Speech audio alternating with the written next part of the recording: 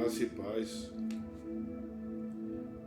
Eu quero falar nesse vídeo a respeito de um assunto muito polêmico que teve nesses últimos dias.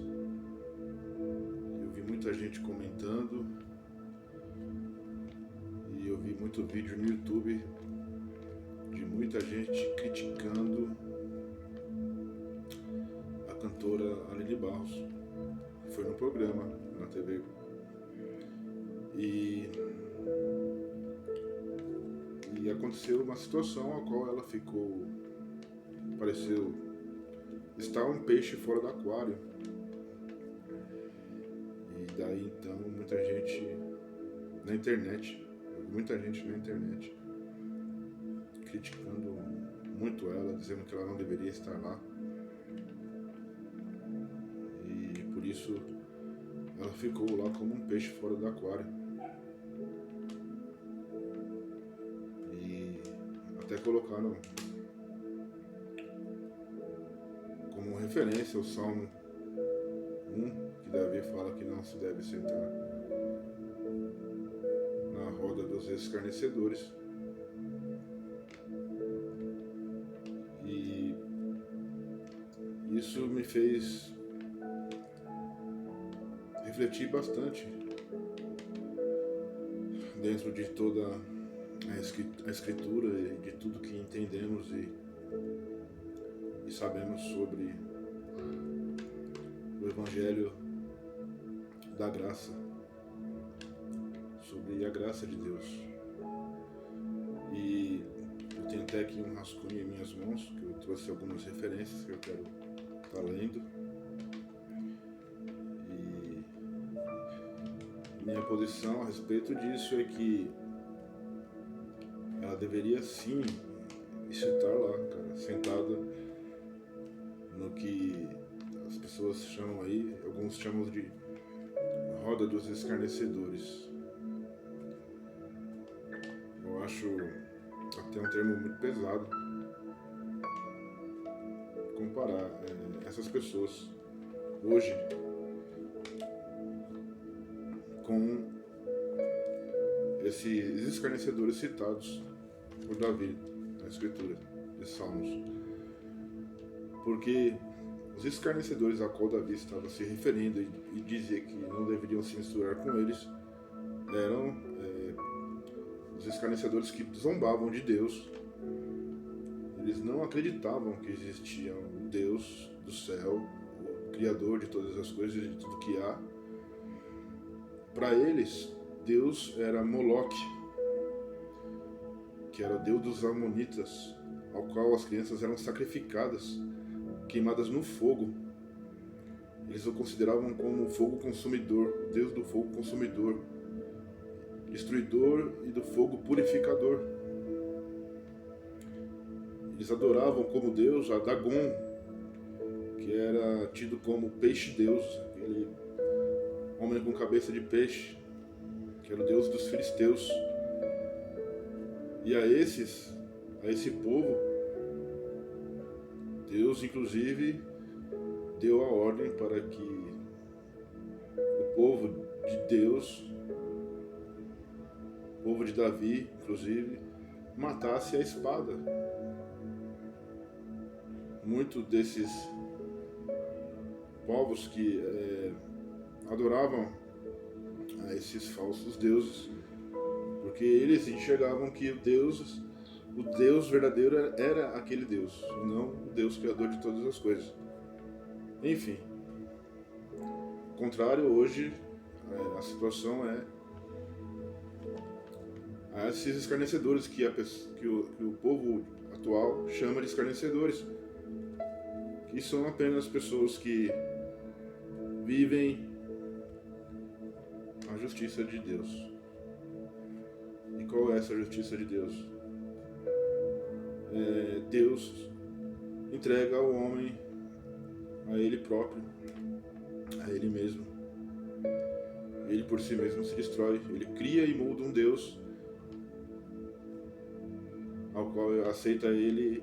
Ele pensa que aceita ele da maneira que ele é, ele fazendo tudo o que ele quer, como ele quer. Mas eles sabem que existe um Deus.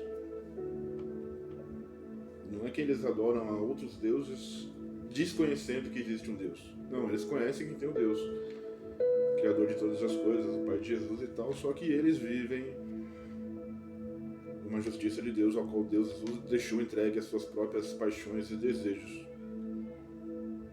É diferente a situação, e Deus não manda que nós matemos eles.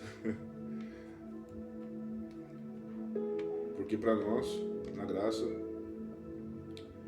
é dado um outro posicionamento. A nós é dado o ministério da reconciliação. Romanos 1,17 diz: porque no Evangelho é revelada a justiça de Deus. Uma justiça que do princípio ao fim é pela fé. Como está escrito: o justo viverá pela fé. Ou seja, a justiça de Deus, ela é um atributo de Deus. A justiça de Deus é a oportunidade de perdão dos pecados por meio de Cristo Jesus, ao qual o justo ele viverá pela fé em Cristo e será justificado não pelos seus bons feitos, pelo seu bom comportamento, pela sua capacidade própria, por ele se achar que é bom, não, mas pelo perdão dos pecados em Cristo Jesus, que é conseguido através do arrependimento e uma mudança, uma conversão, uma metanoia, mudança de comportamento e de caráter. Então, em Romanos 5, do 12 ao 21, diz assim: pois assim como por uma só ofensa veio juízo sobre todos os homens. Isso aqui está falando do erro de Adão. Através do pecado de Adão e Eva no Éden, veio juízo para a condenação para todos os homens,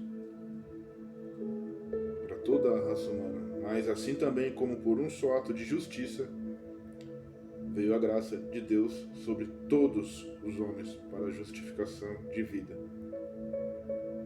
pelo ato de um só homem, que é Jesus, Filho de Deus. E voltando, sobre a cantora estar no programa, e muita gente falando que ela não deveria estar lá, sentada na roda de escarnecedor. Eu entendo que ela deveria sim, porque em Mateus, capítulo 6, versículo 7, diz que bem-aventurados são os que têm fome e sede de justiça, porque eles serão fartos. Bem-aventurados os misericordiosos, porque eles alcançarão misericórdia. Então entenda bem, a pessoa tem um chamado, uma vocação, como a cantora tem. Deus preparou, eu entendo que Deus preparou um momento para estar ali naquele lugar, naquele momento, adorando a Deus. A gente sabe de que o louvor ele muda o ambiente, ele também expulsa demônios. Acontece muita coisa quando há adoração. E acredito que a Aline se enquadra aqui, onde ela vive uma bem-aventurança, onde ela tem fome e sede de justiça. E essa justiça não é julgamento, não é condenação, não é sentença. A justiça é dar a oportunidade aos todos de serem convertidos a Cristo, convertidos de criatura a filhos de Deus, por meio de Jesus Cristo. Ela vive uma bem-aventurança por ser misericordiosa. Também vai alcançar misericórdia. Em Mateus 5, do 14 ao 16, diz que Vós sois a luz do mundo. Não se pode esconder uma cidade edificada sobre o monte, nem se acende uma candeia e se coloca debaixo do alqueire, mas no velador, e dá luz a todos que estão na casa. Assim resplandeça a vossa luz diante dos homens, para que vejam as vossas obras e glorifiquem o vosso Pai que estais no céu. A candeia era a lâmpada dos tempos de Jesus. Na parábola significa a luz de Deus, que brilha através de alguém que realmente teve uma experiência pessoal com Jesus Cristo.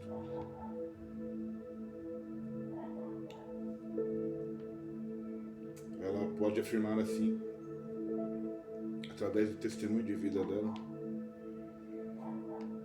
como no Salmo 23, o Senhor é meu pastor e nada me faltará. Ou melhor dizendo, o Senhor é meu pastor e eu não sinto necessidade de mais nada. Ele me preenche. Ele é tudo que eu preciso. Só quem tem uma experiência real com Deus, com Cristo, sabe o que isso significa. E quem teve, quer que todos ao seu redor possam viver também isso. Possam viver e sentir como é maravilhoso e como isso preenche todo o nosso ser. Deuteronômio 32:4 diz que Ele é a rocha e as suas obras são perfeitas. Ele, Jesus, e todos os seus caminhos são justos. Ele é Deus fiel, que não comete erros, justo e reto Ele é.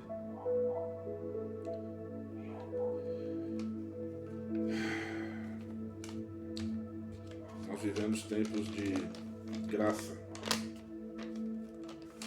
2 Coríntios 5,18 em diante diz assim: tudo isto provém de Deus, que nos reconciliou consigo mesmo por meio de Cristo e nos confiou o ministério da reconciliação. Pois Deus estava em Cristo, reconciliando consigo mesmo o mundo, não imputando aos homens as suas transgressões, e nos encarregou da palavra da reconciliação. E no 20 ele fecha dizendo que nós somos embaixadores de Cristo, rogando ao mundo, às pessoas, que se reconciliem com Deus, que se arrependam dos seus pecados, reconheçam que são totalmente dependentes das misericórdias de Deus, de Jesus, se convertam dos seus maus caminhos, das suas atitudes que desagradam a Deus, e que por meio de Cristo sejam salvos e vivam uma vida de plenitude na graça e no conhecimento de Deus por meio de Cristo. O plano é trazer de volta aquilo que pertence a Deus, a criação do ser humano. O ser humano pertence a Deus. E a nós, seu povo, não cabe julgar a ponto de sentenciar ao inferno, a condenar, embora a palavra mostre que há um juízo, há uma sentença, e nós sabemos que há, porque Deus é amor, mas Ele também é justiça, juízo. Mas o que cabe a nós é o ministério da reconciliação, é ser luz em meio às trevas, é ser a diferença em meio a um sistema caído, é ser sal, como Jesus fala, nós somos o sal desse mundo. Por que sal? Porque o sal, ele dá sede, muita sede. E aquele que tem sede, Jesus fala: eu sou a a água da vida. Venha e beba dessa água. Quem beber dessa água, que sou eu, nunca mais terá sede. Então, essa é a mensagem que eu deixo neste vídeo. Espero que você tenha gostado. Se você gostou, compartilhe. Que tudo é para a glória do nosso Senhor e Salvador, Jesus Cristo. Amém.